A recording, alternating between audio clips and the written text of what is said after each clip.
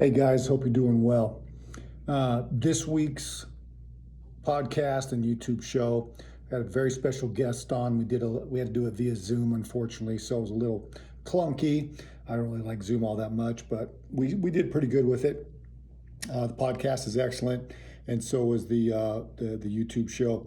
Very special guest was Mr. Bobby Sausalito, aka Taking Naps, or Take Naps actually, TAKENAPS.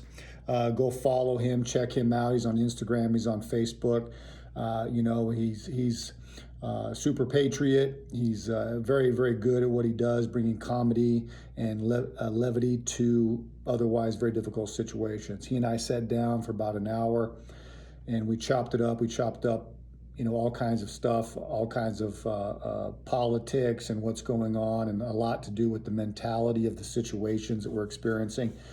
I really think it's a good one. I think you guys will get a lot of value out of it. So check it out. And remember always to like and subscribe.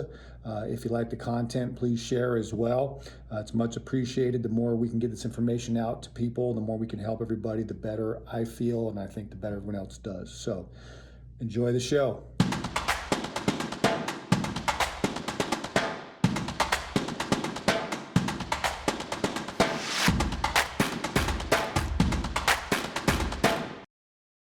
Probably go against the grain of most people who would say like, you got to specialize. But my platforms are really, I'm part truth activist. I'm part, political, like getting politics involved, and of course I do the business stuff and I do the personal finance stuff.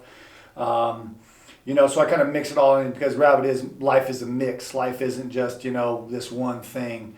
So I try to build value through the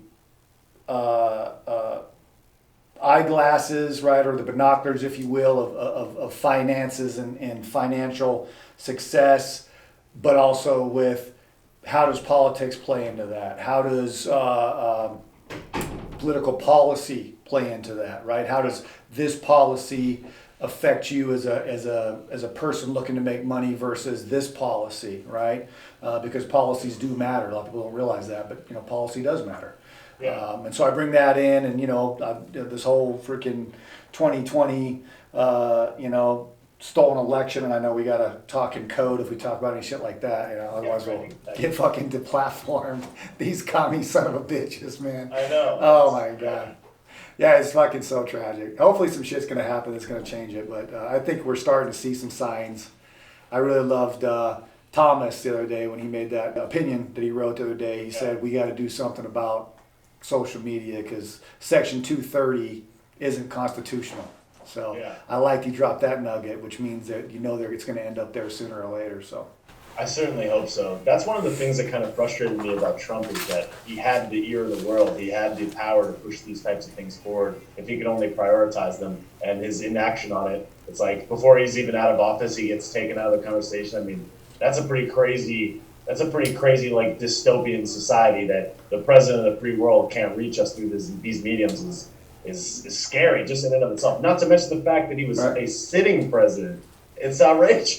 Yeah, they platformed him as a sitting president of the United States. Yeah, took him off of Twitter. Yeah, that's but it kind of reminds us, is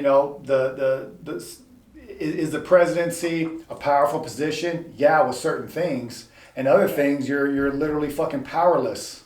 Other things, literally, you have no power, authority besides just influence. Besides just being able to influence people. Right. That's it, and he kind of got caught there, I think, with he doesn't really have any real power over that. And fucking Congress is so corrupt, they won't do shit, It's all talk, all the damn rhinos and shit that are in there. It's like, they don't give a fuck. It's all about kickbacks and, you look at this, even look at some of these, like, the leading Republicans in Congress, man, you look at like who their wives are and who their daughters and sons are married to, and it's like, fucking, how can this guy be a top Republican in Congress and his daughter's married to an executive producer at CNN and shit like that? It's like, there's no way that works. I was listening to a podcast the other day, and he's like politicians are actors, pure and simple. It's like all they're doing is just acting the part that they know that you want to see so that they can continue to rise up the ranks and get more cash and get more influence and a variety of other things. It's like no politician is poor. And that's the thing. They're purely just acting. And it's like, it's a lot of, and it's so childish too, watching them go back and forth. It's like, these people are not, these are not representatives. They're not acting on our behalf by any stretch of the imagination. No, zero. When I saw Trump, I was like, maybe. Here's a guy that in theory can't be bought. Here's a guy that in theory has all the resources necessary to fight this, maybe more than anybody I've seen before. And sure enough, even he gets trapped. It's like, it's very discouraging. Yeah, it just goes to show you though, really the dynamic is a lot more complex than most people believe and can fathom the complexity of how it all works. And you perceive this, guy who should be, pretty much omnipotent in his position and be able to do almost anything. And you can just see that some paid actor on CNN can just completely, have half the people hate him, by twisting some words around. It's absolutely preposterous. But we won't get into it unless you want to get into it. But I know we diverge on our opinions concerning the plan. I loved like some of your videos when you're like the fucking plan. There ain't no fucking plan. So I'm still a believer in the fucking plan. I still think he's got some moves. I still think that there's some shit going on. You're lost. You're dropping the plan.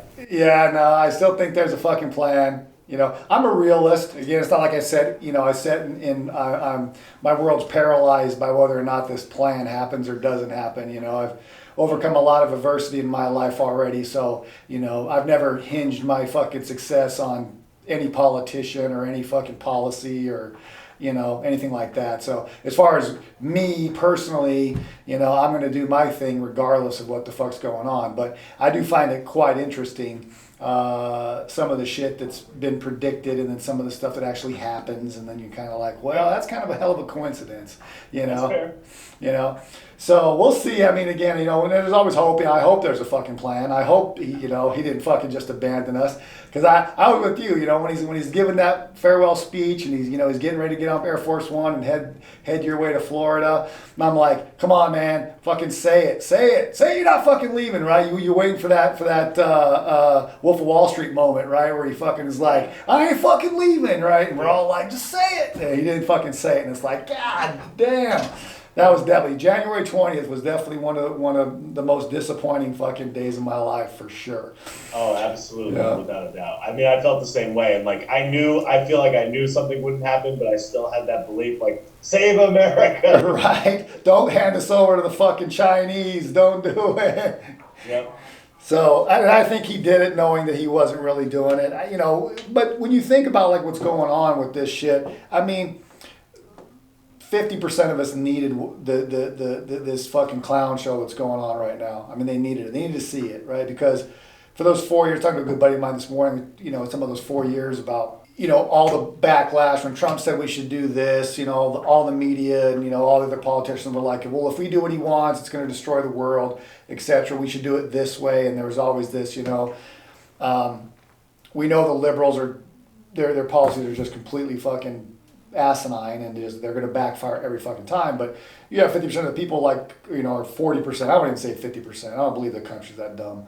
40% of the people half buying into this open borders, Green New Deal, AOC bullshit. And it's like, I think he kind of was like, you know what, I'm going to give a taste. I'm going to give a taste and they can see what the fuck that's like, And now we're getting a taste for it, right? We're seeing the freaking gas prices go sky high. We're looking at the debacle at the border. We're seeing the fucking chaos now that's occurring with Iran and Israel and with Ukraine and Russia. Trump, and probably one of his least recognized accomplishments, he brought us fucking world peace for the first time in my lifetime. I guarantee you that. We had world peace. There were no bombs being dropped. There was no fucking wars going on. Nobody's heads were getting cut off. None of that shit, man. We hadn't seen that in a long, long time.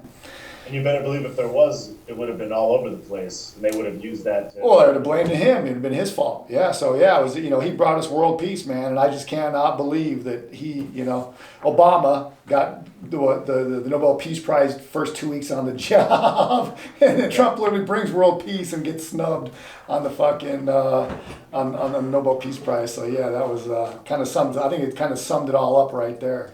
It's just yet another example of how this is all just completely the upside down. It's like no matter what it is, every logical thing is the complete opposite of what it actually is. It's tragic to see. You're just like, I feel so helpless in this, that it's like, here we had this champion in theory that wasn't able to make it happen. So it's just like, are we just toast forever? That's the thing I think about. It's a depressing disposition, but I keep the faith, but it certainly is the deck is certainly stacked. Yeah, well, it has been. I don't think we've known it. We haven't known it as clearly as we know it now. Just how stacked it has been. Most of my life, I've lived a good life, and I didn't give two thoughts to most of this shit. I zoomed through through the Biden presidency, the Biden presidency, Jesus, the Biden presidency. I zoomed through the Obama presidency. I paid a little attention. I was like, yeah, that's stupid what he's doing. Yeah, shit, I don't know if people's heads are getting cut off over there. I could do something better about that. But I didn't get that much thought about it because I was involved in my businesses and making money and living my life. But when this happened and you started to see like just how bad it really was, it opened me up, opened my eyes. I was like, holy shit, man, I didn't know. I mean, we've seen the movies, we know that politicians can be corrupted, but they can be paid off. There's always backdoor deals.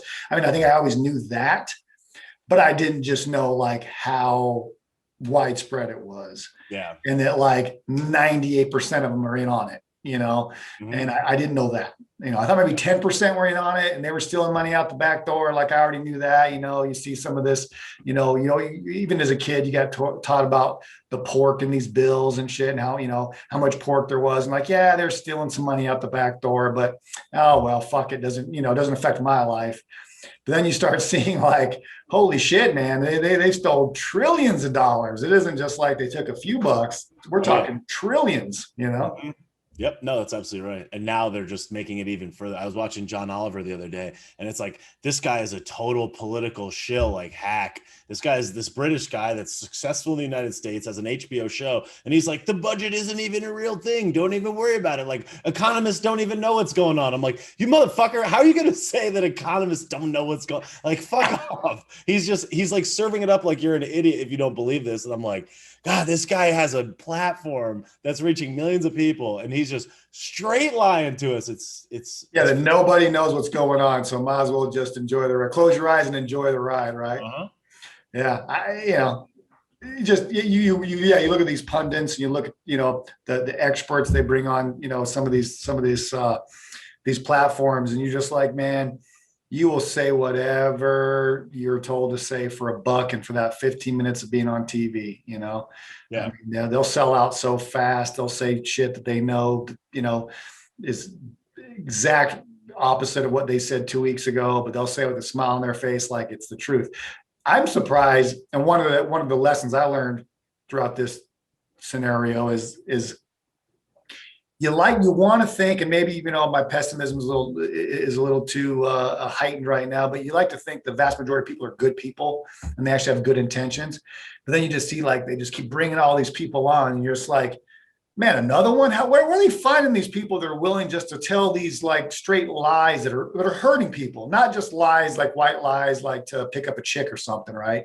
Like, oh yeah, baby, my Ferrari's in the shop. Let's hop on my VW. Not stuff like that. We're talking like people are getting hurt over this stuff, and they're just smiling and saying it on everywhere they can. It's just like, man, that really blew my mind that there was that many people with real degrees and real credentials and should be credible, and they're just straight line. You can catch them in the line 2 minutes of freaking Googling or duck going and see that what they're saying is the exact opposite of what they've been saying for 100 years prior to that, right?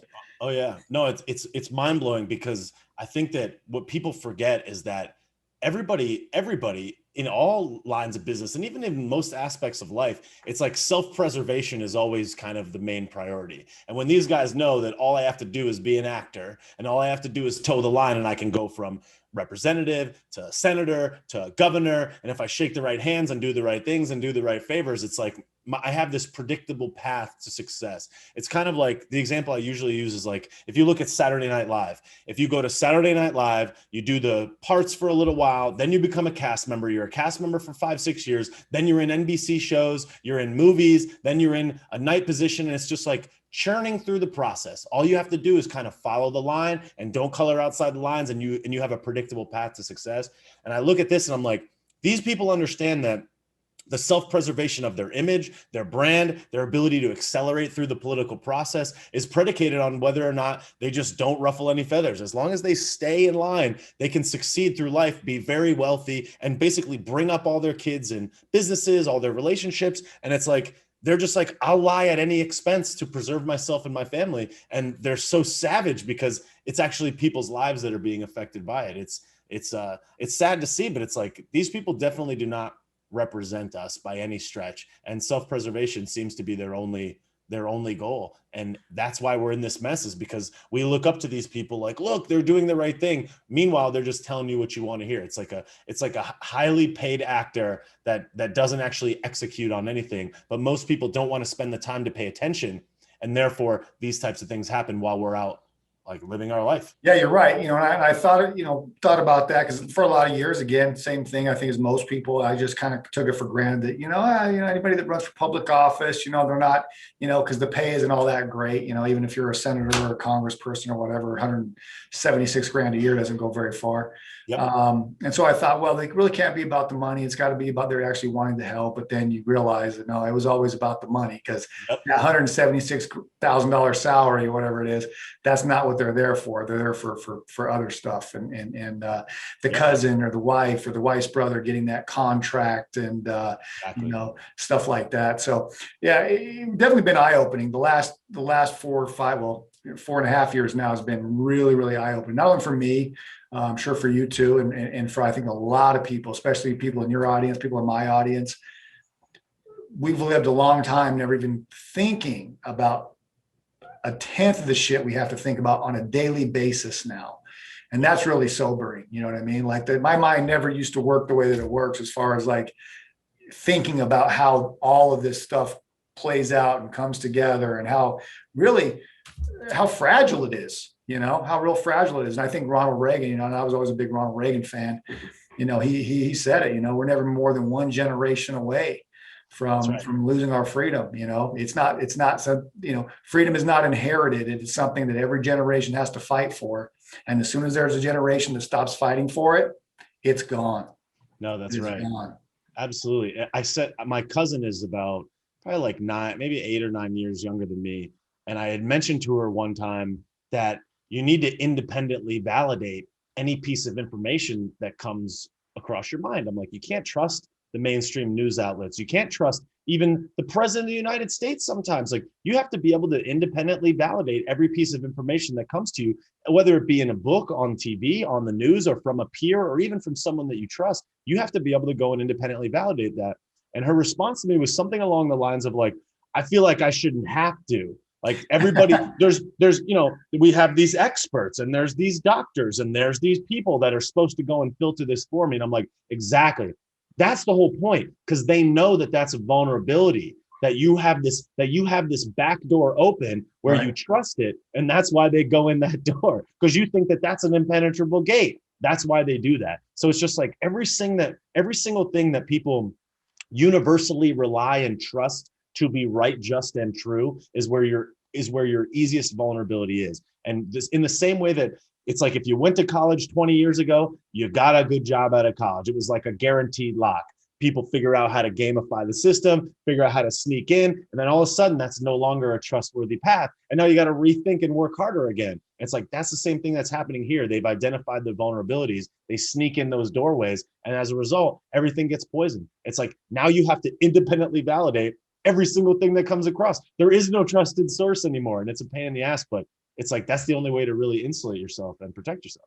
Yeah, exactly. And again, I think, like you said, that's kind of like the vulnerability that a lot of these people that are taking advantage of us have spotted, which is like, yeah, these, most people are just going to take it on face value that if they see it on the news, that it Right. must be true because there's supposed to be this whole, code of ethics when it comes to journalism, that journalists are never supposed to put something out there as being newsworthy that they know has not been validated independently, right? That Yep. did the fact checking and they did the actual research, and not until then did they put it out.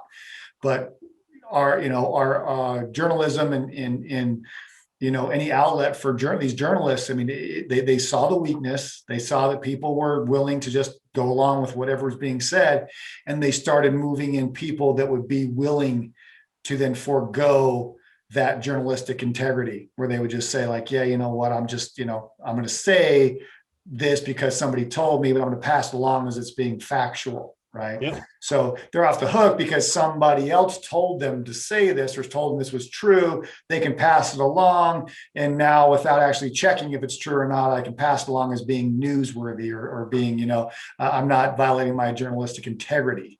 Yep. And then it went from that to, well, what if we actually got some people in there that would actually create some of the narrative we want to, have happen. And then that started working. And then it was like, I compare it to any con artist or any, if they selling snake oil, right? You look back at any con artist or any con that's ever done, it's always the con artist always makes the play on the perception of the person based upon the fact that they know that our way our brains work, we will just automatically assume certain things to be true because our brains have been trained that must be true, right? It's kind of like that phenomenon of, if you close your eyes and how many people are wearing green shirts, like you never saw the green because you weren't looking for the green, and then all of a sudden now you open up your eyes and everyone's wearing green shirts, right? They're all over the place. Yeah. Same kind of thing. And that's what the con artist will always look for, is that that weakness in your perception, that they can, do the sleight of hand, or they can do, the distraction technique. Magicians the same way, right? It's like magic tricks, right?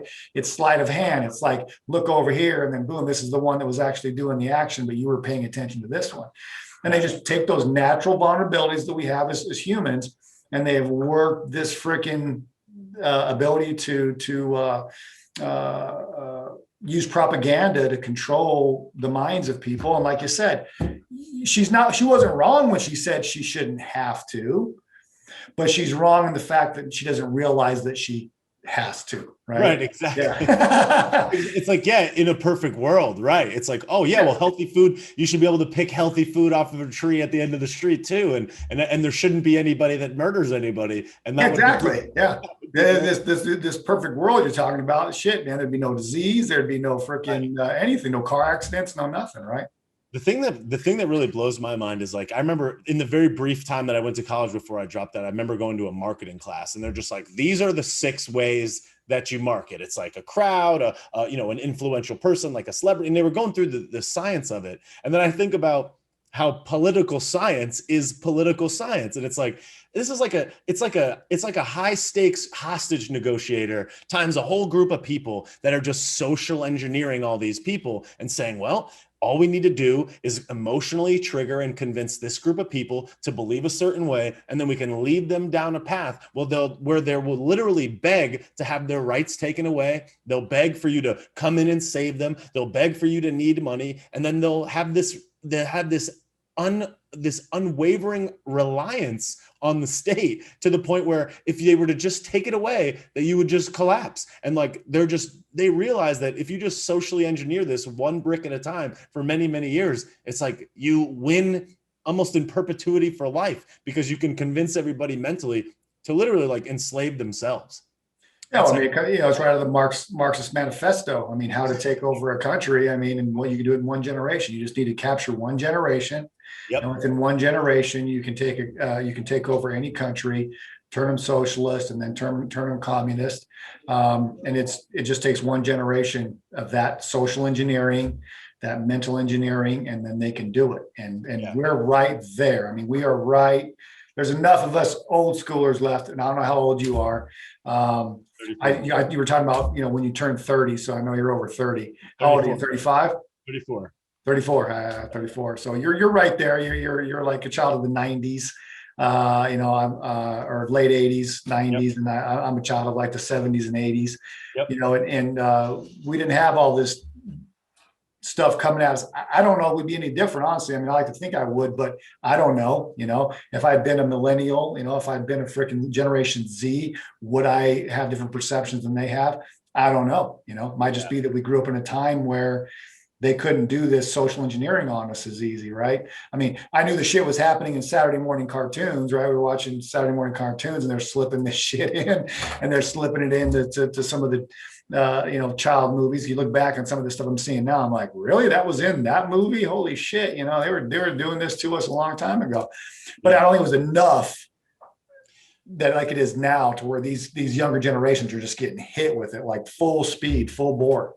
I think the difference between the two generations is that you guys were more along the lines of like finding something concrete that works, and then not wavering from the consistency of believing that will work. Whereas the skill that we needed to develop was not so much discovery, because everything was always at our fingertips. So instead of discovery, what we had to do was develop filters, be able to process a large quantity of information at an extremely rapid clip, and be able to filter out the bullshit super quickly. We haven't needed to discover that concrete foundation. It's like everything is accessible. I can get a mortgage calculator in a half a second. I can figure out world history in a half a second. Whereas like in the past, it was like, let me figure out what it is and have this concrete foundation that I use going forward. Where with us, it's like, we don't know what to believe. There is no foundation. So our skill is sifting through large quantities of information and finding the number. Which the way you put it, but putting it that way is truly, it's almost not fair, because I tell people, I went to the University of Arizona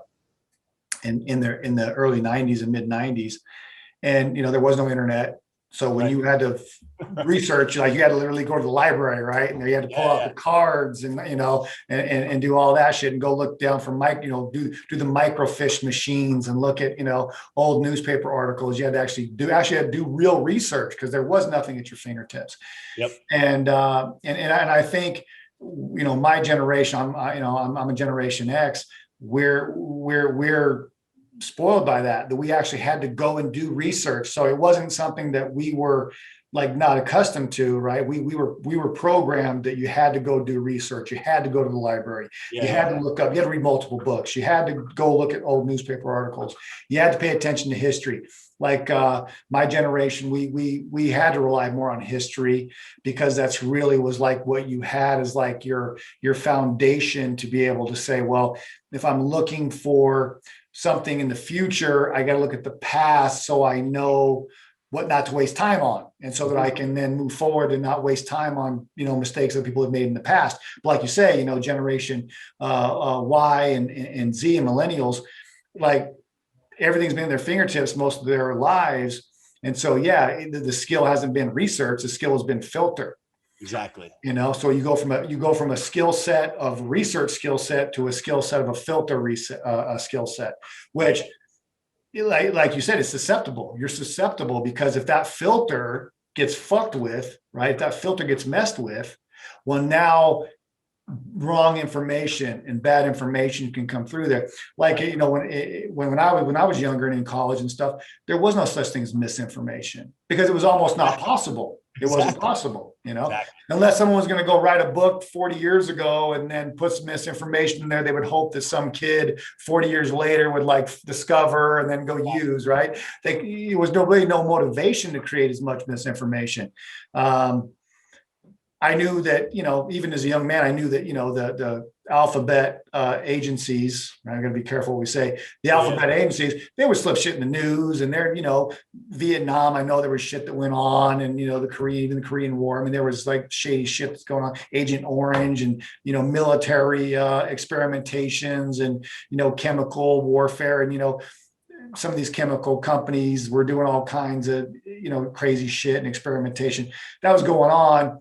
but it wasn't something that was really coming out to the general public, in some kind of a misinformation, campaign or some nefarious way to try to like manipulate people to go take an action today, right? Because it just wouldn't have been effective. But now that's all we get. We get bombarded all day long. Which, yeah, to my mind, it's just so hard to like, even, where you're at, where you're kind of the cutoff, where your age, you're like right there at the cutoff. You kind of live both lives, right? You're old enough where you're like, yeah, you had to like kind of do some things that weren't internet, but now you've also lived a lot of life where everything was at your fingertips. Yep. And so you can kind of see the two worlds. Whereas this young generation, they can't even see the old world, man. They never even saw it, never touched it, never lived it, not for a day. All they see is this new fucking information overload. And yeah, I don't know how the human brain deals with all that shit, man. I don't know how it does it. Yeah, it's just like you don't have the thing that's crazy now is that if you go to a book, if you go to a library, that book is just sitting there waiting for you. It's peer reviewed, it's got thousands of sources. Just the ability for it to even get printed and make its way into the library was a challenge in and of itself. Now it takes seconds and no money to put content up on the information, and then they can change history retroactively going back, and they can change the way it was, the angle. They could change a news article headline to another headline if people react negatively to it. So you have to have the ability to identify when it's changed and be so up on it that you can see the signs when, oh, here's a video of somebody showing a screenshot of it before it got changed. So like that's the skill that we develop. And all of that other stuff is lost because it's almost like it doesn't even exist anymore. You have to be able to sift through it. How does the new generation handle that? I really don't know, but I would wager that their bullshit meters got to be even sharper than ours, because the information that they're getting is even far greater than mine. One thing that I think about a lot is like when even me, but like when my dad would go out to the bar or something in his 20s and everybody leaves the bar, you just go home. That's it. Or if you don't have a phone, if there's not a cell phone, it's just like, oh, I'm going to meet up with this guy. Oh, he's not here. I guess the night's over. I'm going back. And that's the end of it. Not until you're back to a home phone. Whereas now it's like, you can put out a ping to all the people in your area and you can have a second experience. You can go meet up with people that you maybe don't even know. So you have not only an overload of information, but an overload of experiences to draw upon. So it's just like, the amount of stimulus is so overwhelming that almost the only thing that you can do is figure out how to sift your way through it, because it's like your time is so much more richly spent in the sense that it's all utilized, but maybe you don't get the same depth from that same time. And maybe that's a little thing that's lost, unfortunately. Yeah, no, I agree with you 100%. It's definitely it's a great tool, but it's a dangerous tool. I guess it's kind of like, when you look back at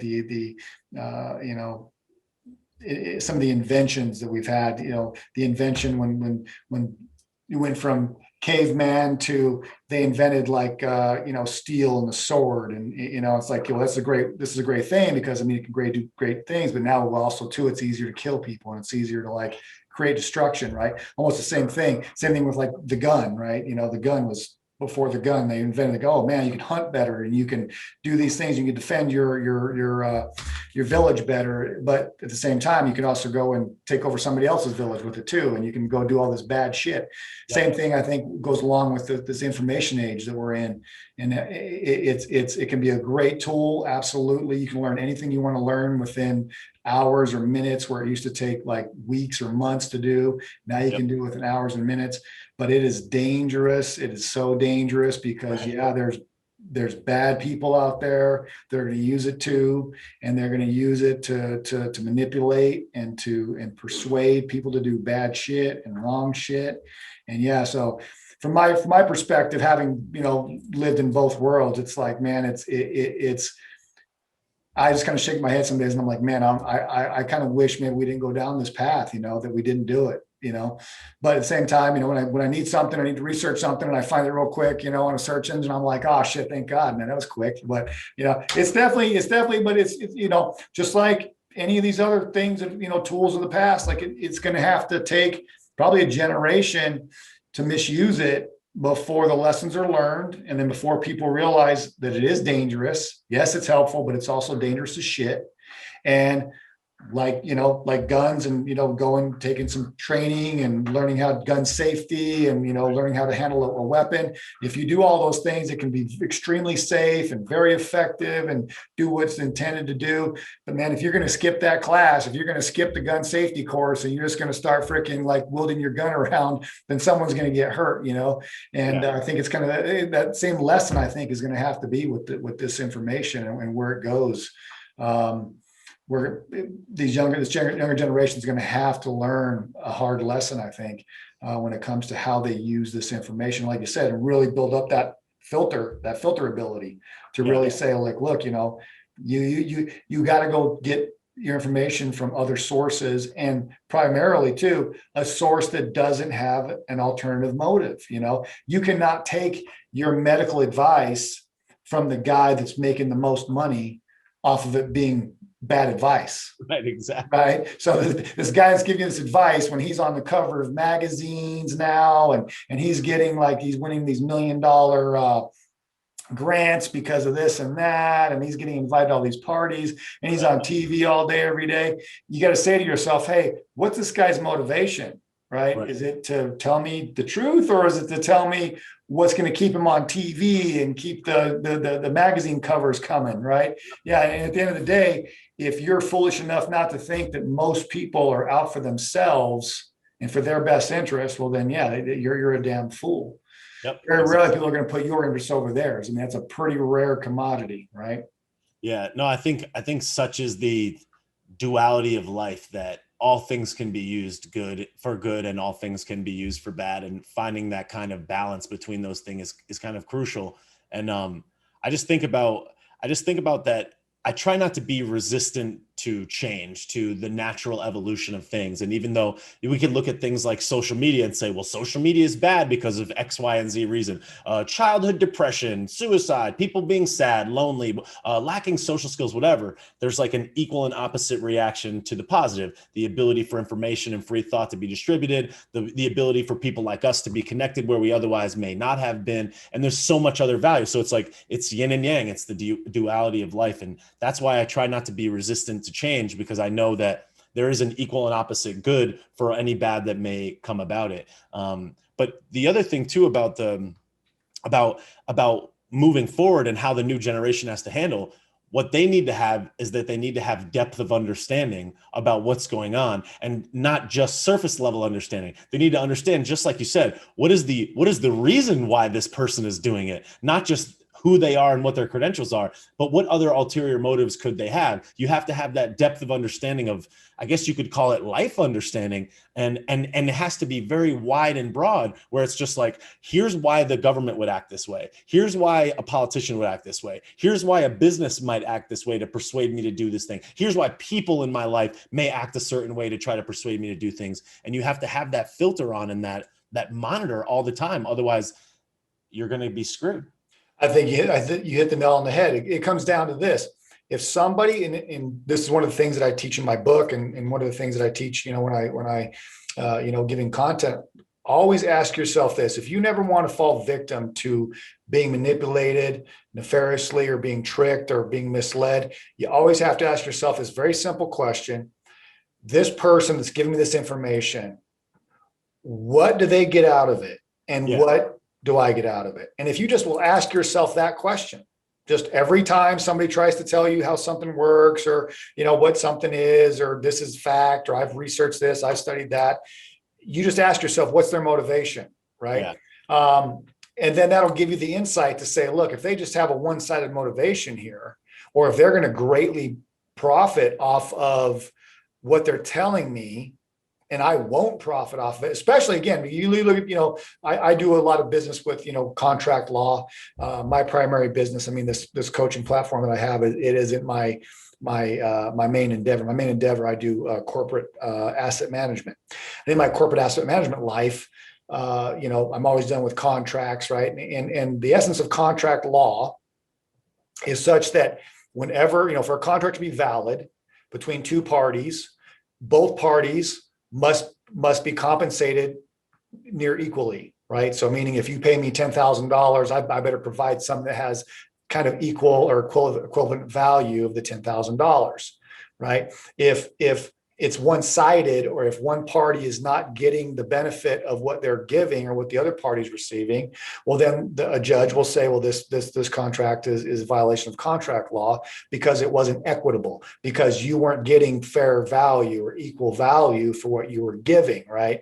And that's really kind of the same balance that people have to think about, which is, am I getting fair balance from this person? So this person's getting this information. If they're just benefiting and I'm not benefiting, well, then this is a one-sided contract, a one-sided scenario. You better be leery of that. You better watch out real quick, right? Because you better say, like, this person's getting more out of this than I'm getting, or I'm even losing, and they're gaining. If someone else is gaining and you're losing, and they're telling you should just go ahead and accept the L so they can get the W, yeah, you better run from that person, because they're lying. I mean, in that scenario, there is no reason to be truthful with you, because they win when you lose. Whenever somebody wins while you lose, you know you're being fucked good. Like, that's the definition, right? So if somebody tries to tell me, hey, I'm going to be taking this win, you go ahead and take the L, I'm running. You have to run. I mean, that's the litmus test, right? That's the litmus test to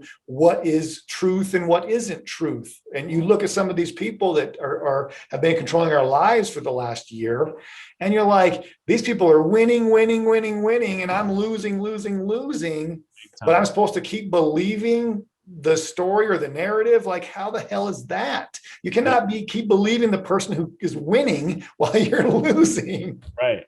No, exactly. I saw a tweet from Tim Pool the other day where he was talking about how when people riot and destroy their local communities, well, the taxes go up, the businesses don't want to come to those communities, all the small businesses can't afford the insurance that's necessary to own a small business in that community. As a result, wealthy people can come in and buy all the real estate up for pennies on the dollar. They can centralize all the power to the big companies, the large corporations, of which they can have stock in and positions in. And just like that, it's like you literally are handing all of your value away to the people that are powerful. Like who you think you're fighting, you're actually helping. And there's so many different things like that, like the news. It's like, what do you really get out of the news other than fear? And you become a prisoner, self-prisoner. Oh, what do you get from your government? They're handing you $100 while they take 150 out of your back pocket. And it's like, people just don't have the depth of understanding to be protective of all the gates of their fortress. So they're just staring at the front door and being like, well, this makes sense. And meanwhile, I'm going to go and live my life, and I'm not going to pay attention because I shouldn't have to pay attention. I shouldn't have to be on this all the time. And just like that, they're just like sneaking stuff out of the backyard while you're looking at the front. Yeah. And they got somebody, the Kardashians are out the front door that you're paying attention because they're like, this train wreck you can't take your eyes off of. And meanwhile, in the back, out the back, like you say, they're robbing you blind because you're so focused on the distraction, which is what Hollywood's all about, which is what the music industry is all about. This shit is all about distraction. So you'll be distracted by the shiny object while they steal everything out the back door. That's exactly what the shit is about. While you beg for your freedom to be taken away. Right. Like, I follow this awesome guy. His name is Anomaly, and he's on Instagram and YouTube. And he's like, this is the first time. He's like, people used to protest to protect their rights. Now they're protesting to have their rights taken away. They're like, take my rights away, take my guns away. It's like this is so backwards that they've mastered the social engineering game. And that's the thing that's so amazing is like a lot of people were thinking like, Donnie is playing 5-dimensional chess. And it's like the real guys that are playing 5-dimensional chess is all the people that really run the show, that orchestrate and have everybody in their back pocket. They've got Hollywood, they got the news media, they got the politicians, they got every book, every newspaper, every magazine, every TV show. They have every single thing. And they have the mind of all the emotionally driven people. Then they got all the young voters. Then they're trying to make it younger voters and more. And every single time something goes against their kind of argument, they're like, oh, you're a racist. Oh no, everybody wants to back away. Oh, you're sexist. Oh, you're transphobic. Oh, you're this. And it's just like, they are master social engineers and they're masters of self-engineering, and they understand the political science of the game. And all of us, I think, that are kind of on the right side of history, we're like, how are people not seeing this? But what we fail to do is realize that, like, we're not playing the same game that they're playing. It's like they're playing with gasoline, and we're over here playing with baseball bats. And it's just like they understand that they have everything on lock, and unless people pay attention, they can just take everything right from under our nose. That's why that depth of understanding is so important. And that's what I try to do with my content, is be like, I'm not telling you what to think. I'm just trying to tell you how to think. I'm just trying to tell you to take a second look at this. Isn't this hilarious? Isn't this outrageous? Like, how could we sit here while these people literally do this to us? And I just try to kind of open people's eyes to see maybe a little bit beyond their peripheral vision. And I feel like small creators like myself, yourself, and anybody that decides to put content out there, it's like, this to me is kind of the only way that we fight back against this, because you better believe that they're doing that. They're social engineering. They're just doing it in the evil way, or at least that we believe is the evil way. Right. Or in the way that suits them. Again, you look at good and evil, unless you want to, go down that rabbit hole, but just look at it as, the basic good and evil, right? Basically, human greed, right? That's something that we can all agree with, at least say, look, we know that on a primal basis, human beings are greedy by nature, right? If we weren't, right, and it's kind of in our DNA, if we weren't, we would have, not been able to survive, especially when we were living in caves and having to go out and, hunt our dinner every night. If you weren't greedy to a certain extent, it was a way to stay alive. Greed worked. Greed was good, right? Gordon Gekko, right? Greed is good, right? It can be, because it can be a survival mechanism, but then also greed in the wrong context, or in the wrong situation, now can be used to do really bad shit. And one of the things that I want to maybe social engineer, and I know you do too with your platform, is to just get people to realize that, look, most people are fucking greedy to some extent.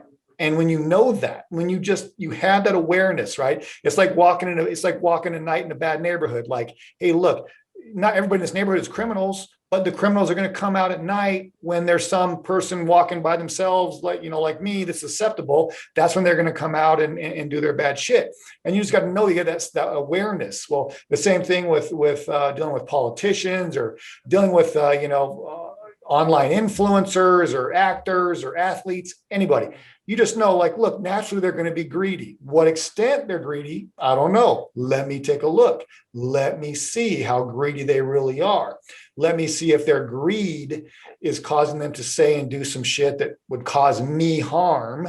And if they are, well, now I know their greed is out of control. And just look at it. If people could just look at it at least with that minimal of a vision, they'd be 50 times better off.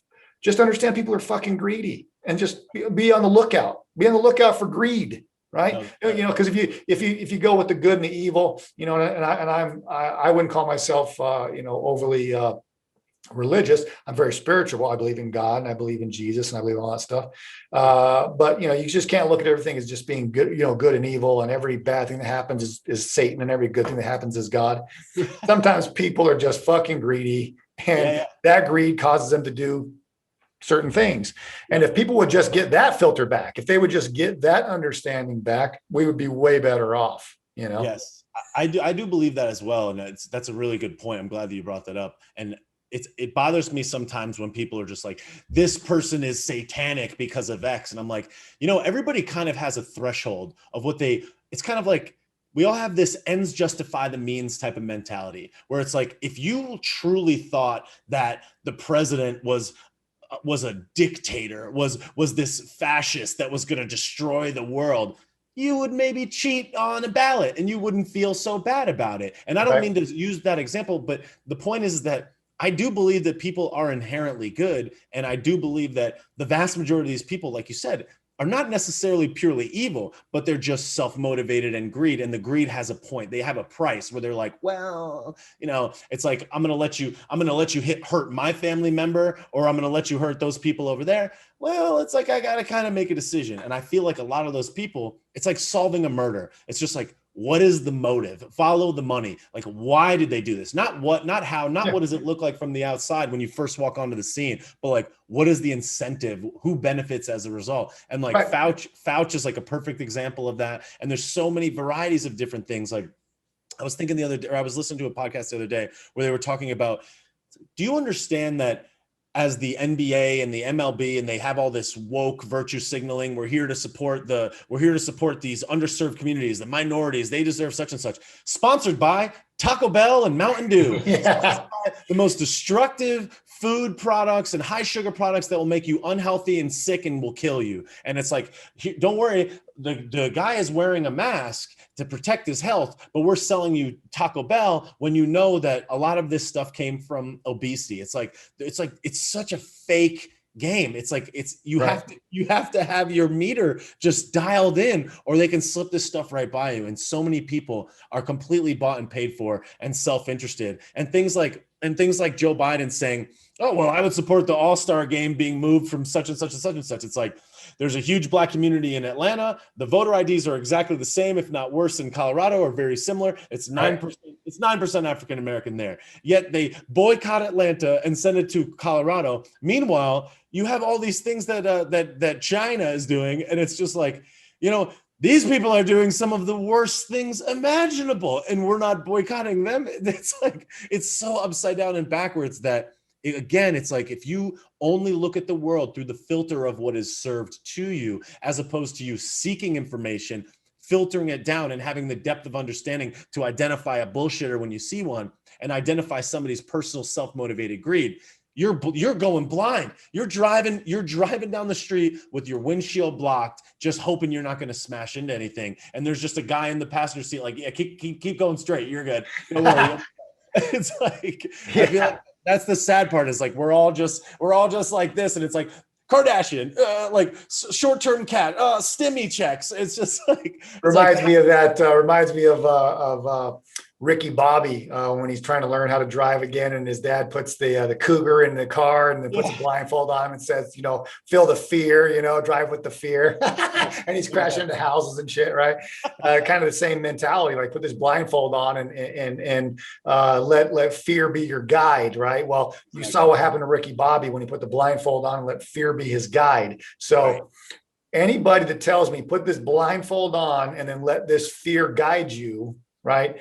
The people that are okay with that, they look just like Ricky Bobby driving that freaking Nova down the road, just smashing into houses, because that's what's going to happen. And I mean, if you look at the two examples you just gave, which is great, right? The Major League All-Star game going from Atlanta to Colorado, and you say, okay, well, what?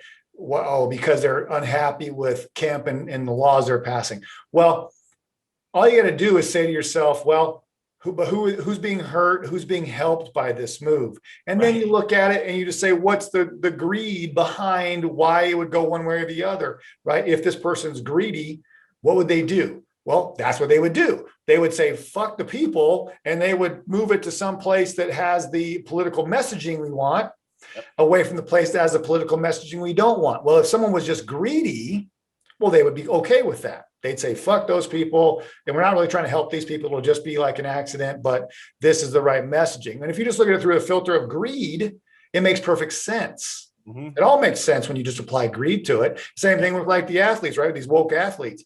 You look at it and say, why is a guy that is telling me that, my country's evil and racist. He's also being paid hundreds of millions of dollars by this country that literally has slaves in internment camps.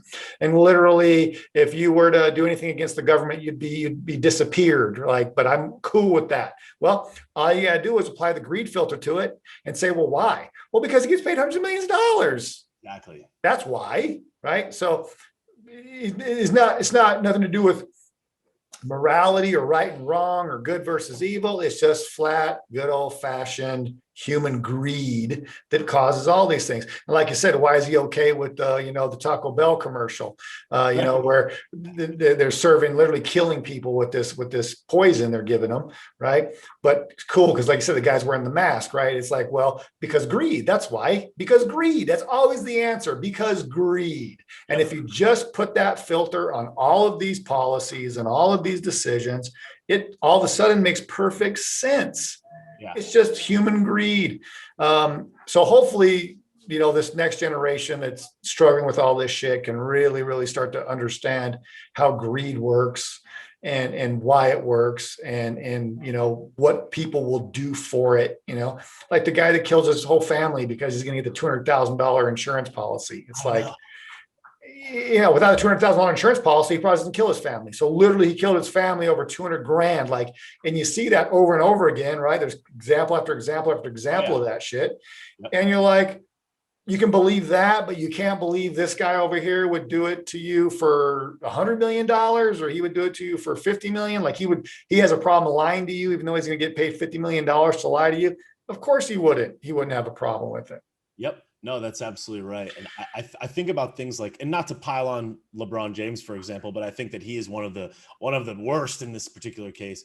Is you try to look at the character of a man in a variety of other ways to help you illustrate what's wrong, where they might have a weak spot in other ways. And it's like, I think about how Michael Jordan was such a good sportsman back when I was a kid growing up, and was such a great person to look up to, a great leader, somebody that was there in the clutch. And then you look at LeBron James, it's like he loses a basketball game and he's pouting and walking off. He's getting angry. He storms off the court and doesn't he leaves with a couple minutes left in the game. It's like the unsportsmanness. And then you think about things like how he's bought and paid for by Nike, and that he just virtue signals and sells Sprite and high fructose corn syrup to his community. It's like the guy's bought and paid for, and he'll toe the line for Nike. And then it's like on the other side, he also knows he probably is a good guy, generally speaking. It's like the guy gives back to his community. He donates to such and such and such. He appears to be a good father, a good husband, and all these other things. So it's like they understand how to play the emotional game, where to like show all of the things that are good and offset these things where they might have blind spots or might have weaknesses. And it's like, I don't even know if he even realizes the depth of what he's doing. And it's like, he's letting the greed maybe get in the way with it, or maybe he just purely doesn't know. And maybe there's someone with more depth of understanding just kind of playing him. And that's what I can't seem to identify as like, it's like, are they bought and paid for all the way through, or do they not even understand how they are being deceived and manipulated through their own emotions, and then using emotions to then go and manipulate others? Because it seems like the defense on the left, generally speaking, and not even just to be like, oh, it's always the left. It's like, if you have a very logical point with real facts, real examples, where it's almost like an indestructible argument, it's racist. It's something that's like it's a subjective opinion that just gets you out of any argument. All I have to do is say it's racist, or say it's xenophobic, or say the suffering of my people, XYZ. You pull on the emotional heartstrings, every single person drops all logic and goes purely into the emotional side of things. And if you understand how to play that game, you can convince almost anybody to do everything. And man, are they locked in at that understanding all the way through. And I think that in a lot of ways, people like AOC, I feel like this woman literally doesn't even understand how they are manipulating her. I bet you that she truly down deep in her soul thinks that she's a really great freedom fighting, amazing person, hero. And she doesn't even understand that really she's being influenced and she's being manipulated. She's just downstream. And then the people are downstream from that. And I think that the real problem is that the people that are playing that game, they don't even understand how they're being played in the exact same way. And that's passing all the way down the line. And everyone at the bottom is just like, tell me what to think. Like, I don't want to be on the bad team. I don't want to wear a red hat and have someone punch me in the face on the street. Therefore, I'm anti-red hat. Therefore, I'm on the team. Don't look at me. I'm afraid, and I don't want to be on the wrong side of this. Really, I'm in the middle, but I'm going to go on your side just so that I'm on the tribe. I'm on the winning team. And I think that explains a lot of why we're where we are. Yeah, I think you're right. Well, I think it comes down to the human condition. Again, going back to the primitive instinct, which is, if you didn't get, you're a caveman and you don't get with a tribe, and you don't get with some other people that share your thoughts, even though you may say, well, these some dumbass people, they think some stupid shit, but hey, at least they want me on their team, right? You die quick, right? So it's kind of like that. I've got to be on somebody's team. I can't be on nobody's team. If I'm on nobody's team, I'm susceptible, right? But if I'm on somebody's team, at least I'm on somebody's team. I got other people that can help protect me. And so I think you're right. I think a lot of people in the middle that would go one team to the other, they just kind of get pulled maybe family influences them, friends, their work environment, maybe their job is leaning that one way. So they feel like, well, I've got to kind of join them because that's going to be the tribe I'm going to be part of. Even though I don't agree with some of the lunacy. I disagree with you on AOC though. I do generally think she is a pathological manipulator and liar. I do think she is, if you're going to say actual evil, I do think she is fucking evil. She's smart. I mean, again, she's not dumb. She's smart. She's very smart. And when you're that smart, there's no way that you don't know that the bullshit coming out of your mouth is straight fucking bullshit. She has to know. I mean, she's being manipulated. I mean, I don't disagree with you that there's these higher, levels going up, this power pyramid. Of course there is. And we don't even see or know who those people are. The real puppet masters. We don't even know who those people are because they stay hidden on purpose because they don't want you to know who they are. And they put these front people out, like, the people who are the faces of some of these, platforms we're on. And they're being puppeted by the real puppet masters in the background. And yeah, they get caught and they get manipulated. And I think it's like, you look at your example of LeBron James. I think with him, it's kind of 50-50.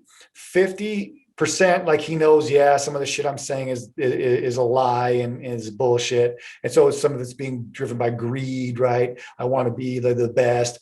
And the other part of it is too, like, well, you know what? And I think for a lot of people that, say, lie and stuff, it's for their own good, right? It's for their own good. So he may be caught in that moral conundrum where it's like, well, yeah, it's a lie, but this is what they want. So I'm giving them what they want, even though, yes, it's a lie. And I know it's not correct, but it's what they want. It was a famous rapper. I can't remember his name now, but he said that he was educated, had a degree and very well spoken, but, his rap lyrics were like, getting the gun and the hoe and the, doing all the, selling the drugs and all this shit. That's not who he was in real life. Right. And they asked him, somebody asked him one time, they said, well, you're very well spoken, you're educated, like, you don't, you live your real life, like, kind of like a model pillar of society, like, but your music is all this, like guns and drugs and hoes and all this shit. Right.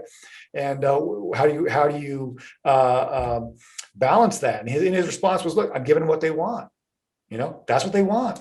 They don't want a rap song about freaking, doing the right shit in life. They want a rap song about freaking the drugs and the guns and the hoes. Like, that's what they want. They want the fancy cars and the easy money.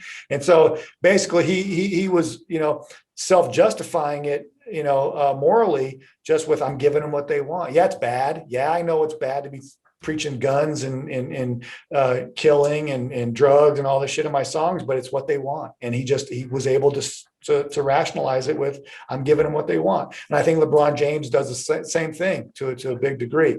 They want the spread. So why not get the money for endorsing it? They want it anyway. They want the Taco Bell. So why not, make the money, so it's like half the greed, half that's what they want anyway. So I might as well give it to them, kind of a thing, I think about that when I think about, when people say, I don't need to recycle. I'm just one person. Why should I? I'm just one person. There's so many people in the world. I don't need to recycle.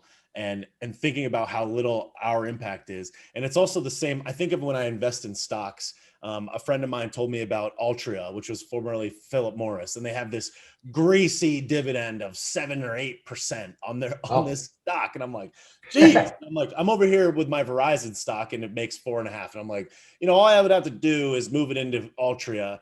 Basically Philip Morris. Obviously they changed the names to trip us up. And it's like, this is cigarettes. This is chewing tobacco. These are all these things that in theory are like killing the world.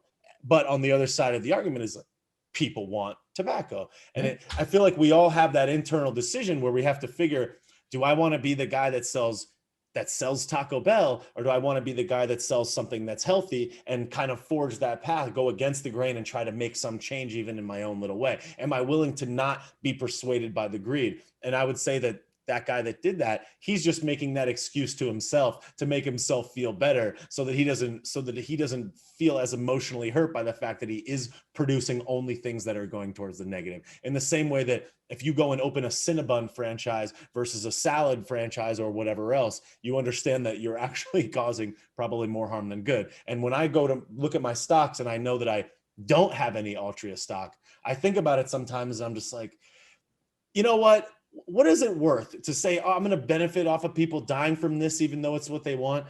I don't know. Let me just go to Verizon. And then in a lot of cases, the other thing that's messed up about it is that somebody could make a case for Verizon. Well, why Verizon? Verizon's building towers in neighborhoods and they're destroying X, Y, or Z, or they're doing this. And it's like, we all have this kind of threshold of what we're able to tolerate of what is good or bad. And I feel like people like LeBron James, for example, they know where their mark is. And they're like, well, this is not as bad as this. Therefore, it's okay because I'm taking care of my family and I have a charity and I have this and these things make it all right. So if I miss the mark on 20%, that's okay as long as I'm doing generally the right thing. And I feel like a lot of people have a different measurement of what they're willing to tolerate. And then again, it comes back to the greed and helps explain why all these things are what they are. Anybody could look at it and be like, you're going to buy Verizon stock and put money in the hands of the billionaires? Why are you not investing that in your local flower shop or whatever? And it's just like, we all have this threshold, and where people market explains why all of these kind of bad things are able to happen. Because of, like you said, back to the original point, is the greed is what dictates why most of these bad things even exist at all. Yeah, and I think you really nailed it. I mean, because I'm not gonna on my platforms. I never virtue signal. I never tell anybody like, hey, I'm the perfect example of what you should be or what you should do. I'd say, look, the world's a complicated place. There's a lot of shit, a lot of moving parts. Hardly any of it is pure, right? There's none of this shit is pure, right? For instance, I think of myself as a good person. I try to give more than I get. That's kind of like, how I live and what I try to put in the world, which is, and you were speaking on that last night in your live about, if every person would just like say, look, I'm gonna come into this world. Yeah, I'm not gonna be perfect, and I'm gonna spill some shit, and I'm gonna do some bad shit. But if I can leave it better than I found it, meaning if the summation of the things I did and the actions I took, if it was more positive than negative, well, then the net result is I've made the world a better place. So if you have a net of I gave more than I took, well, now you've made the world a better place, and that really is kind of like the balance, right? You kind of like got to say, because I mean, I'll say like. I'm not a climate change, believer. I mean, climate change as it always has, but am I convinced that humans are causing climate change? I don't know. One scientist will say there is, other scientists say there isn't. Who knows? I like the other day was they had that reminds me.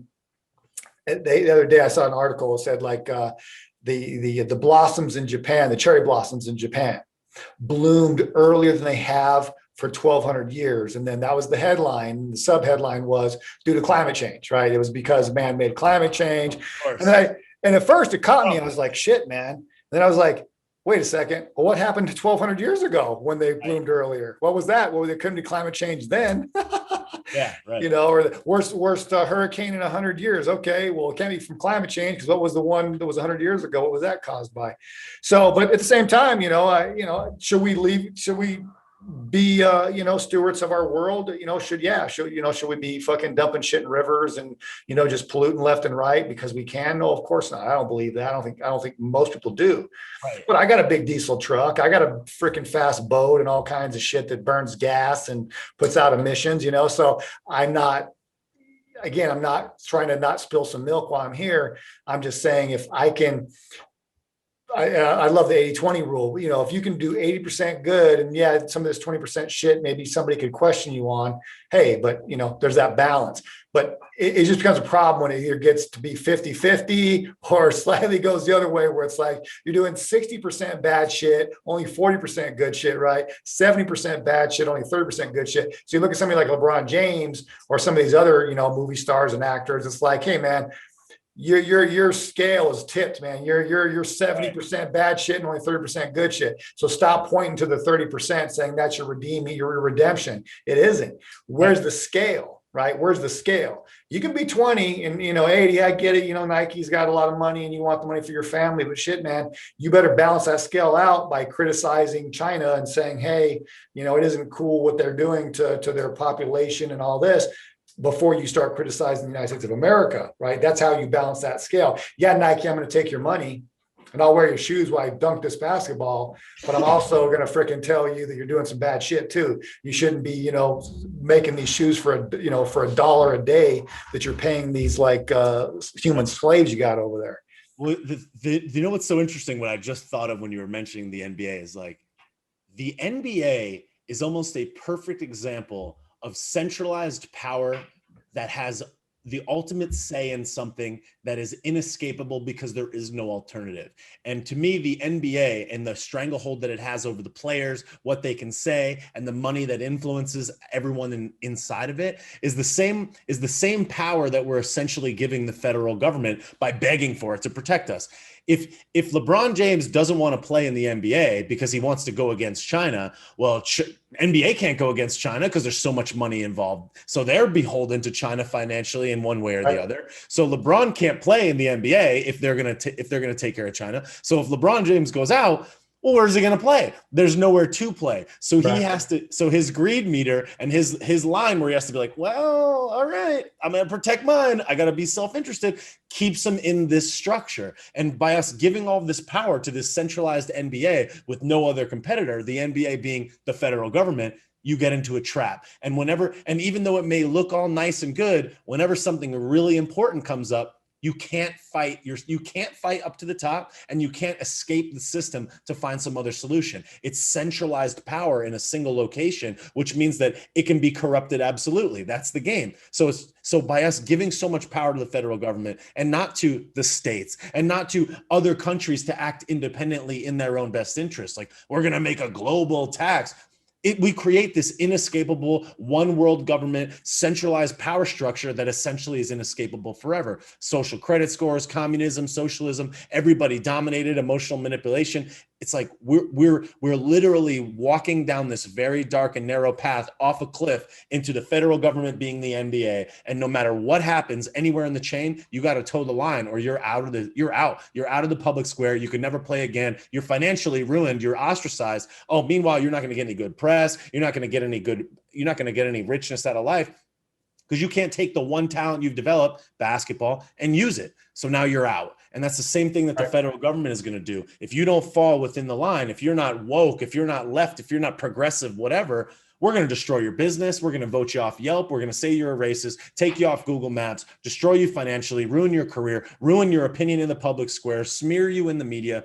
It's almost like they have this stranglehold, and we're so close to them just having complete and total control that I think that's why people like us that would otherwise not freak out, that would otherwise not feel this purpose to even say this because we believe it's our duty, like soldiers in battle. It's like they're really coming hard and quick. And if we, like so many others, don't at the very least talk about it, we're doomed. And I don't like to look at it doom and gloom. I don't like to look at it half empty. Being an entrepreneur, you always have to be an optimist just inherently, or you can't win. But it's like, it seems to me that it's almost like you have to sound the alarm faster and quicker, because with each of these things, first it's a face diaper, then it's a lockdown, then it's an injection, then it's a booster every 3 months, then it's a passport, and then before you know it, it's like you're gone. Now you can't get out. You're inescapable forever. If there was a vaccine passport that didn't allow you to do one thing or the other, all it would take is for them to revoke it because there's a new thing that came out, and now you're never free again. Now your ability to move, your ability to interact, your life is done. And we're that close, and people are like, no, I don't see why this is a big deal. Let's just, who cares? I want to go to the garden and see John Mayer. It's like, no. Oh yeah, exactly. Yeah. Well, and it's the sell, it's the manipulation. It's the, and the con the governments use, and this goes throughout history, and you look, that's what's sad about, these people not paying attention to history. This goes throughout history. How do they ever, how does any or every communist government ever start? It starts with the sell that there is something to fear. And then once you get that established, there's something to fear. Well, now it's just, then we got to do this to protect ourselves. Then we got to do this to protect ourselves. And it's incremental, right? So like you said, with the clap, the new clap, we'll call it. I love that people call it that now. Yeah, right.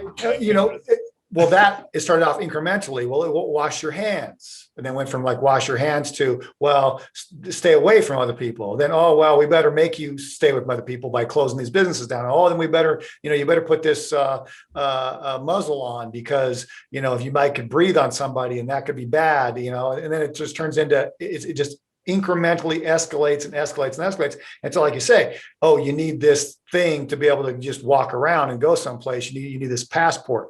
Well, where does it go from? It doesn't stop there. It didn't stop at washing your hands. It didn't stop at freaking wearing this muzzle. It didn't stop at staying away from people. It didn't stop at close these businesses down. It never stops. So that's the point. And if you look at any country that's ever gone into communism, that's how it happened. It wasn't overnight. It wasn't like one day they're a successful capitalistic society and then the next day it's like, you know what, we need some communism around here. And they just brought it in, right? It was 1 inch at a time. And it's, people like you and me, we see that. We say like, look, this always starts with some event that you had to be afraid of.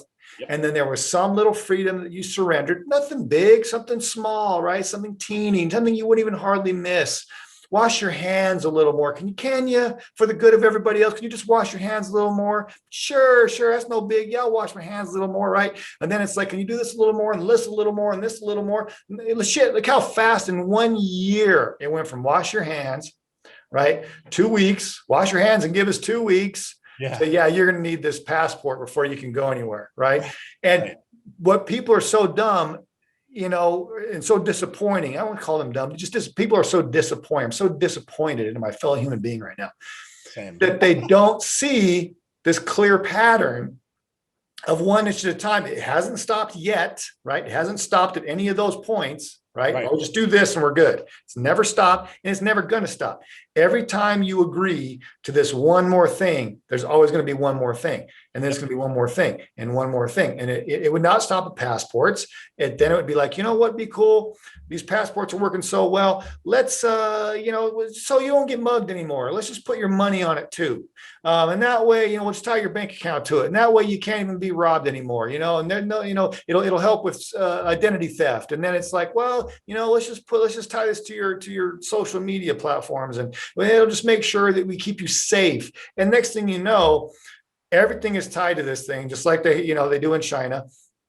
And now you got this government credit score. You can't get a job unless you're doing what you're told. You can't travel. Your kids can't go to a certain school, right? You can't go to the certain grocery stores. You got to go down to the other type of grocery stores, the non-desirables, right? And that's exactly what they're trying to create. And anybody doesn't see that. Anybody does not see that's what's going on. I mean, they're a damn fool. Now, again, you can chalk it up to whatever you want to chalk it up to, right? A lot, again, conspiracy, I can't even say that word, right? But the C theorists, right? We'll call it the C theorists, chalk it up to like some nefarious, but it's just human greed, man. To me, it just goes back to human greed. Who benefits if you do that? Who wins? You lose, yes, but who wins? All you have to ask yourself is who wins and how do they win? Well, through this whole debacle, I saw a report that came out, I think last week, the week before, the billionaires of the world have gained $3.7 trillion in net worth since this debacle occurred. Okay. Every single one of them have gotten richer. Every single one. Not a single one is lost. Every single one's gotten richer. Right. But the people are down 3.7 trillion. Oh, yeah. It's just been the greatest shift of wealth from the poor to the rich. And it's the people who tell us the rich got to pay their fair share, right? The same people that are telling us out one side of their mouth, the rich got to pay their fair share, are the same people that allowed and caused and helped this great transfer of wealth from the poor and middle class up to the top 1/2 of 1%. Yep. They shifted $3.7 trillion. I thought they were supposed to be helping us do the other thing. They're supposed to shift it down, right? No, they shifted it up. And people really got to recognize that and say, look, so why are they evil? Can you say that? Is it Satanists? No, it's just greed. It's $3.7 trillion worth of greed. It's a bunch of billionaires that freaking benefited while the rest of us lost. And they got richer, we got poorer. They don't give a shit, right? Because they got a charity. It's like you said, they got a charity, right? So this billionaire, it's like, yeah, shit, man, I'm worth like another 30 billion after all this. You know what? But I gave another 100 million to my charity. Right. And that's going to help the people that lost. And that's the justification, right? That's that, 80-20, except they got it wrong. They got the 80 bad shit and only the 20% good shit. And they're virtual signaling to the 20%, trying to justify the 80% bad shit they're doing. And they're saying, well, it's because I do the 20% good shit. Yep. And that's the misbalance that we have. And people just got to see that. They just got to literally open their eyes and just say, like, what's the motivation here? Stop chalk. Because when you start doing the sea theorist stuff and you're like, well, it's a satanic cult and they're like, they got these motivations and the Illuminati and, this and that. Well, then people start checking out, right? People start mentally checking out. Oh, that's crazy talk. I can't listen to that. But if you keep it simple and you say, look, it's fucking greed, man. They're just greedy. You don't think a billionaire is greedy? How do you think he became a billionaire? How do you think they became a billionaire? You got to be greedy to become a billionaire. You don't just accidentally become a fucking billionaire. Right. So they're greedy. So why'd they do it? No, it wasn't for some cult they're in. It's fucking because they're greedy as shit. Yep. What's more important to a billionaire than anything else? Another fucking billion. That's not fucking hard to understand. That shouldn't be controversial. That's no seat there, theory shit. That's just fucking human nature. The most important thing to a billionaire is another $1 billion. And hell yeah, he'll screw you over for it. And you'd be a damn idiot if you didn't think so, right? Exactly. No, and it's so common to not look more than 5 feet to 10 feet in front of you and not look 300 yards to a mile in front of you and have that depth of understanding to see how something is going to play into something in the future. We're all just looking 5 to 10 feet away, and we're also distracted by all of these other things. And it's like the lack of focus on ourselves and understanding ourselves and mastering ourselves is why we're so easy to influence, which is why so many people look 3 to 10 feet ahead instead of 300 to a mile ahead, because they haven't taken care of what's inside. So they're looking for whatever's the next hit, whatever's the next sensation, whatever's going to satisfy the need now. And they're so easily persuaded because they're not strongly rooted at their core and their understanding of themselves. They haven't mastered their own emotions, which allows them to be easily manipulated. And they lose sight of the future because they're only paying attention to how they're going to navigate from here to 10 feet from here. And that creates this huge vulnerability in individuals and in society at large, where it allows all of these people that are thinking 10 miles ahead to just wipe the floor with us, because they know that people have this vulnerability and they know that they can put something shiny in front of you, and they know you're only looking 10 feet out. So they know that you're not going to have the depth of understanding to see what they see. So they just make moves 50 steps ahead and you can't even identify it. And as long as we all stay mad at each other,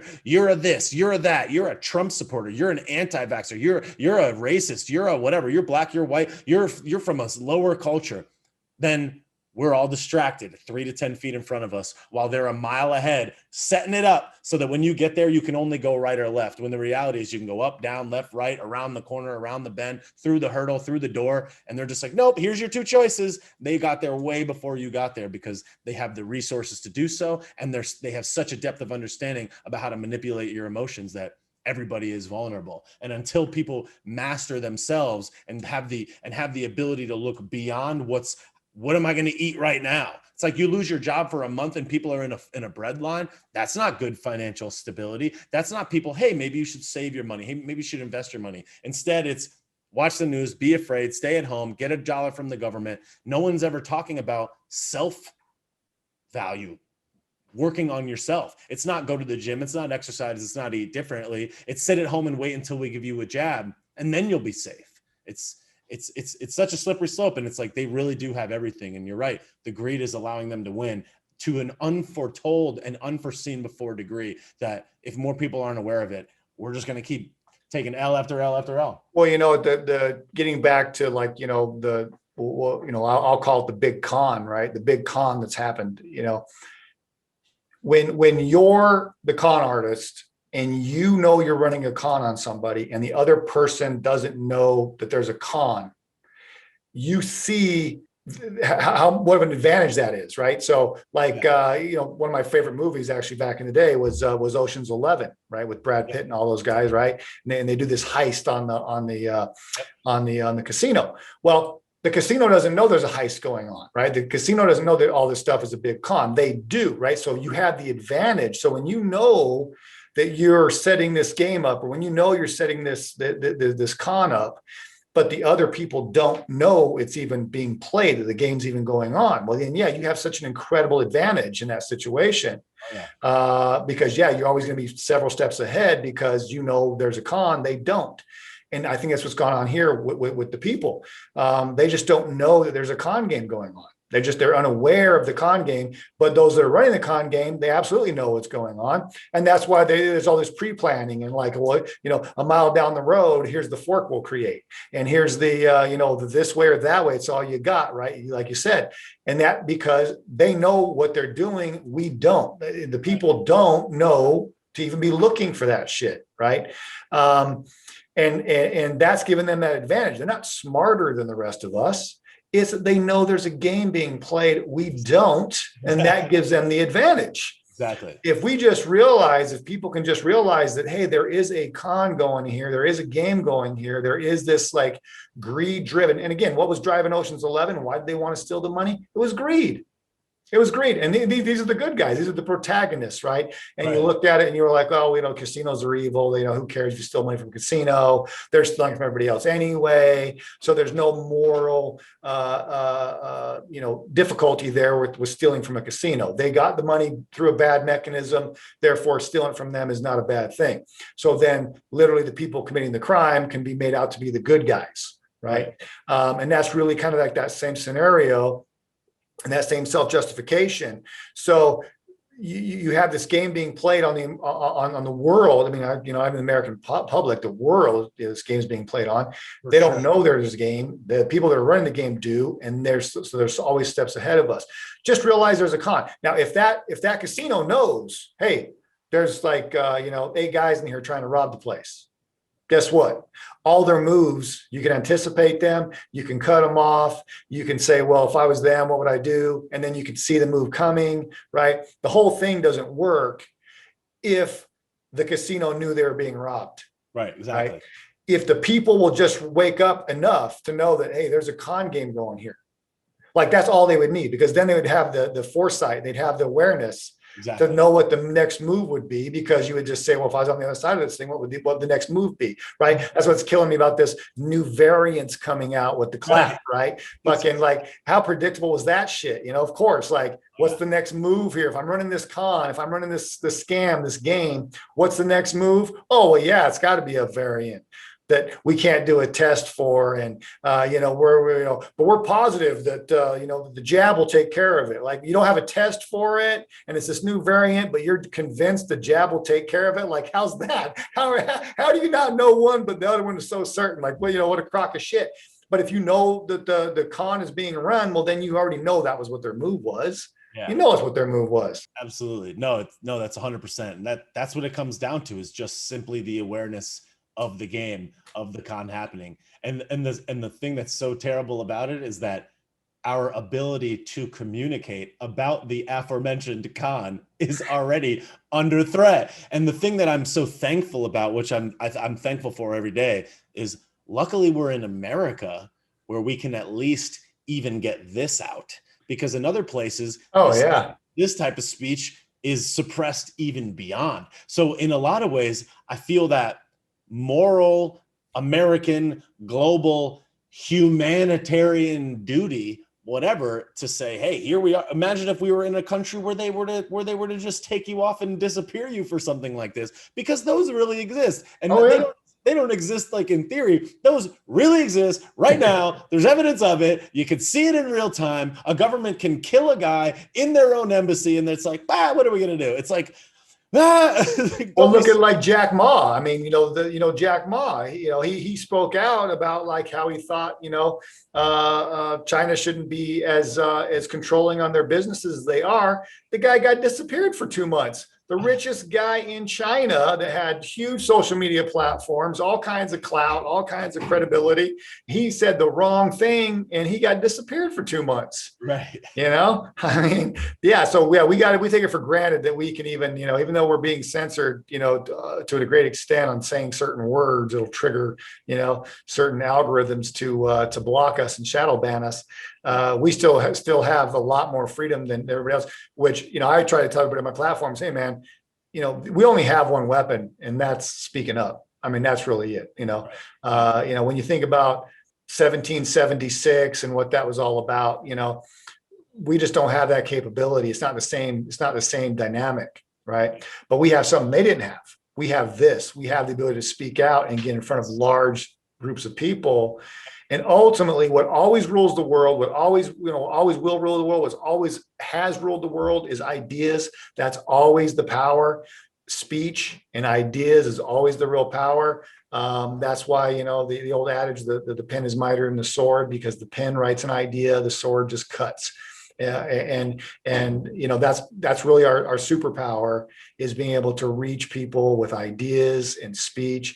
And we got to take advantage of while we can, because if we don't get the ideas out there, and if we don't get the speech out there now, then yeah, even something as simple as what we're talking about today will be taken away from us. And we haven't used any of the, buzzwords that will, trigger, but even just the context of what we're speaking about, is going to be against, the fact checkers here in another 6 months if we don't stop this shit in its tracks right now.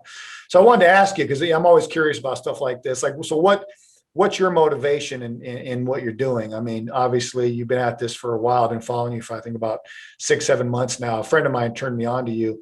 And he said, yeah, you gotta check this guy out, man. He cracks all these jokes talking about the election and all this. And so I started watching you. And, what was motivating you then? What's motivating you now? Like, I mean, where do you want to go with this? I mean, what's your mission, so to speak? Well, originally, I mean, I've always wanted to run my own. I've always run my own business. I've had a web development business for 13 years, but I always knew that there was more to me than that. I knew there was more magic left that wasn't being utilized when I was just building websites, hand-to-hand combat, as I like to say. And I always knew that a thought leader was really the ultimate goal, and through however means that was to be able to be distributed, whether it be books or movies or audio or video or some combination of all of them, or live speech presentations, whatever. I always knew that I would go in that direction somehow. I just wasn't sure exactly how I would get there.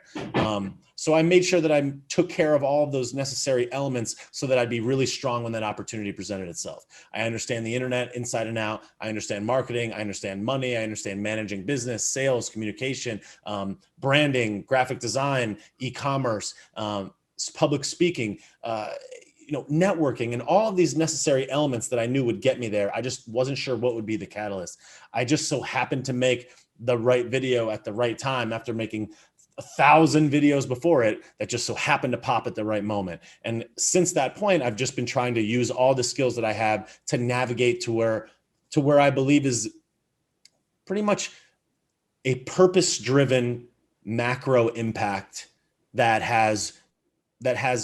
financial benefit comes from purely and simply because I'm outputting value. I'm not a good merchant. I've never made myself to be a good merchant. I never wanted to sit in a store and sell something. I always thought I'd be an author or a motivational speaker, but I wasn't sure how to get there without being successful at business first. I have some business success, but I'm not a millionaire by any stretch. So I just thought to myself, as long as I just keep sharpening my skills, the avenue will present itself. Political commentary, having an opinion, speaking up with some type of purpose and learning is something that doesn't require a lifetime of experience. In addition to that, being funny is very subjective. So if I think it's funny, I don't need everyone to think it's funny. If your business means everything to someone, it doesn't need to mean something to everyone. So it's like, if I can get a small group of people to subjectively believe that this is funny, get some value out of it, then more opportunities will present themselves as I go forward. And I'm just doing the best that I can to polish my skills, live my life, enjoy myself, and do what I believe is far beyond even just a job or a business, but something that really actually has some macro impact and purpose. And that's the thing about this business that excites me, is when I built websites, I didn't really feel like I was changing the world. I was changing my world and maybe the world of the businesses that got to benefit as a result. But I wasn't changing public policy. I wasn't changing how people think. I wasn't changing the world in the way that I felt that I had the capacity to. So I'm doing the best that I can to navigate this, take it one day at a time, focus on me, make sure I'm on point, fortify my financial position, my social position, my position in life, utilize my skills to the best of their ability, and hopefully leave what I believe is an ever-growing legacy that is more output of good than output of bad, leaving the world a better place and just riding whatever the universe kind of brings into my life. I used to think I used to have a grand plan and it has to fit into this box or it's going to fail. And now I'm much more like water. I'm just like, as long as I keep working, if I go to the gym, I make sure I take care of my mind, I listen to an audiobook, I keep cutting and hitting and jabbing and never giving up, then to me, success is inevitable because that's already been obtained. I'm looking out the window at a beautiful tree. I'm talking with an intelligent person. People are going to take their time to listen to what we have to say. That's winning. So it's like, what else is there? This is awesome. I mean, my relationship with time is so much different now because I feel like I'm already rich. I already won. So now it's just, how do I just shuck and jive and do as much good as I can while continuing to move up the hill one step at a time. That's right. That's awesome. And really, I think you really nailed it. And I hope, in this conversation and all the thousands of people that are going to hear it and watch it, I hope they get out of all the things we talked about that. Okay. Because really, and I put this as like, one of the key focal chapters in my book, Maximize Your Now, which is I've always made a lot of money, right? Because I've always been very driven, very motivated. So, I came out of college just swinging that bat, just, like you're talking about in last night's live, just, you got to swing it, man. You got to swing the bat. Sometimes you're going to hit it. Sometimes you're going to strike out. Sometimes you're going to hit a grand slam. Sometimes you can get a single or a double, but what you got to do is you got to keep swinging that bat. If you don't swing the bat, there's no grand slams. Not going to happen. Right. So you got to keep swinging the bat, and activity, and action and massive action really leads to great things happening. And that's what people got to focus on. It's like that, just like you said it, just like you laid out the path, skills come first, because that's something that you can work on alone.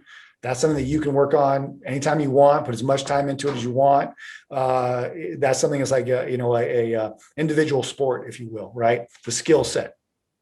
Once you acquire a great skill set, okay, now you start taking action. Now you start taking and you start using that skill set in ways that creates and drives other actions, right? So I swing the bat, I practice the bat, I get really great skills with the bat. Now I'm ready to go start playing the game and start hitting the ball. Well, then by that action, that then is going to lead to value creation. So now the value will then be created from the action. So the skills come first, then the action, then the value. Okay. People try to do that in the opposite order: skills, action, value. Once the value starts going out, the skills always continue to evolve. Skills always keep getting better, right? And then the action, as you see the skills getting better and as you see the value coming back. And this is what I learned. This is really when I took the leap, because I went from making, really good money. I was always top 5%. I didn't become a 1%er. Okay. And I am a 1%er. And I say that with pride. I'm not one of the evil 1%ers. So don't pin me there. That's what they would say. Yeah. He's evil. He's rich. He's evil. Except for they do everything the billionaires tell them to do. That's what fucking cracks me up, right? The rich are evil, except for you do every goddamn thing a billionaire tells you to do. But once you start putting that value out and then you start seeing what comes back out of that value you're putting out, man, and I kind of saw it in you and your staying power. Cause honestly, I cannot produce as much social media content as you produce, man. You're like Gary V, dude. You're just like fucking bam, bam, bam. And I'm like, how long is this video? Like, I'll give Bobby 10 minutes. How long has he got? Fucking hour and a half live. God damn, he's flying solo for an hour and a half. I'm like, that's tough.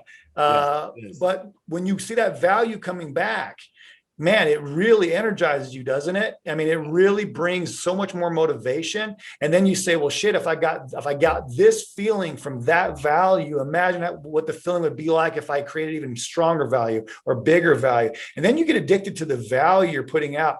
And, one of the things that you were touching on last night in the live, which I'm a huge proponent of, is because people are always chasing this thing called happiness, right? They're always chasing like this happiness, right? What's going to make me happy? Now, in my personal life, I've bought ridiculous nice houses and fast cars, and I've had Lambos and Porsches and everything in between. And I've gone on amazing vacations and, gone to clothing stores where I could buy the whole store. None of that buys happiness, though. None of that gives you happiness. So does money buy happiness? No, it doesn't. But what it does do is it allows you to be able to take greater skills with more action to create more value. And then that becomes the payoff. That becomes what you're getting. That becomes the driver of the happiness by how much value. And I always made really good money, but I didn't start making ridiculous money. I didn't really start making like that 1% money until I stopped trying to make money. And I just started to try to put out value. And I just kept focusing on value.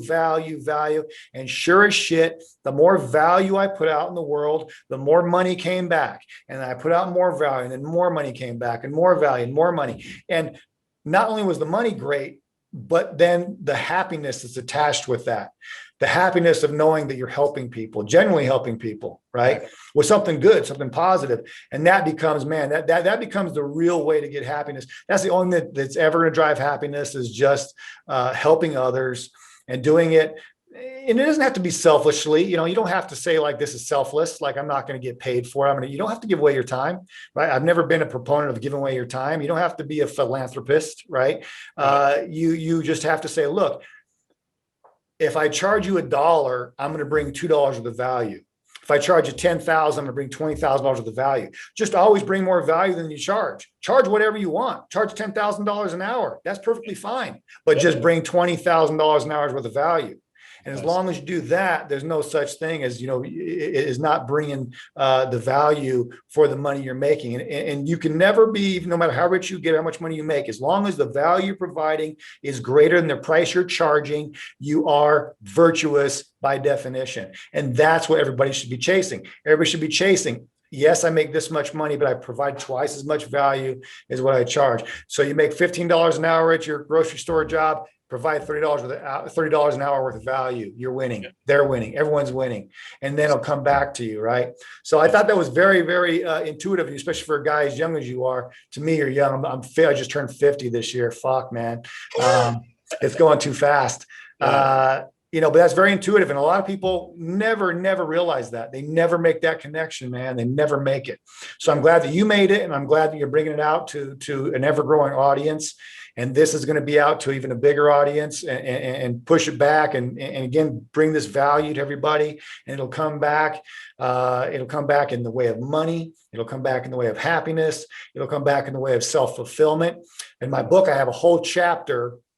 I'm not trying to plug my book here, but Maximize Your Now, get it. Suicide, drug addiction, alcoholism, all these things are created because people aren't getting happiness because they're not putting value out there. And it's not they're not good people. It's not they wouldn't put value out there. They just never got taught how to put value out there, right? Show me the high school class or the college class that says, hey, look, give more value to the world than you get. That's the secret. Fucking nobody says that. Nobody, it's always like, it's like the world's greatest obvious hidden secret for some real reason. Shit, it took me freaking 40 years to figure it out. Yeah. And as soon as I figured it out, man, my life just went freaking zing, financially, spiritually, emotionally, self-awareness, self-fulfillment, all that changed as soon as I started creating that value, man. And so that can't be overstated. So beautiful message, man. Your delivery of it, your message is phenomenal. Someday I started off, I was going to start doing some seminars, and I did a seminar. And I was going to make it a big national thing. And I was going to, a big book tour and helping people to take control of their financial lives and learn how to make money and learn how to create value and how that helps you to make money. And then this clap happened and that shit all got short circuited. But I'm going to do it again. As soon as this shit's over, calm down enough that we can actually do that. I'm going to start doing that again. And man, you'd be an awesome freaking person, because I know you want to get out in some live audiences. The camera's great, right? The black eye, I call it, looking back at you, and you got to dance and sing in front of it, keep people's attention. But a live audience, man, that's really the ultimate Oh, yeah. feeling of going in front of a live audience to where you can actually see the people's faces and Sure. see and get that feedback coming from them versus just the black eyeball. So I'll have you, if you want to do it, and I'll reach out to you at that point. But man, I think you'd be an awesome freaking speaker, man. Yeah. You could really do it. I've done some public speaking at online and web marketing and branding events. And I spoke in Dubai, I spoke in Portugal, Florida, Manhattan. So I love that feeling. And this is far more interesting and engaging than any of the web development talk that I talked about before. So I would definitely love to do that. Unfortunately, I got to jump, but I've really enjoyed it. Awesome. Really, thank you so much for your time. Yeah, for sure, brother. Yeah, it was a great one. Again, I think a lot of people are going to get a lot of value out of it. And hopefully we can do it again sometime. Sure. You know, keep pushing that message, keep bringing it, man. You're doing great. God's blessing you, and he'll keep doing so. Awesome. Thanks so much. All right, brother. Talk to you later. Bye. Bye now. So that was the show. Hope you guys really enjoyed it. Again, if you did, please like and subscribe, share it wherever you can. And again, definitely get on the podcast, get on the YouTube channel. Lots more content coming every week. I'm going to be starting to have a lot more guests on. We really understand business and politics and daily events and everything else that's affecting our lives, right? Success is about overcoming life's challenges, and there's a lot of stuff that comes at you from different places. It isn't always just, you know, your front door of your business. It can be at home, at church, you know, with your neighbors, with politics, you know, all kinds of influences. So it's always a great idea to make sure you keep your mind straight and you keep your mind right and your perspective proper when it comes to dealing with all of these outside influences. They will definitely have an impact on your money making. That's why I cover a broad range of these situations, because again, they all affect your mind, which affects your ability to make money. So like, subscribe, and see you guys in the next one. Thanks a bunch.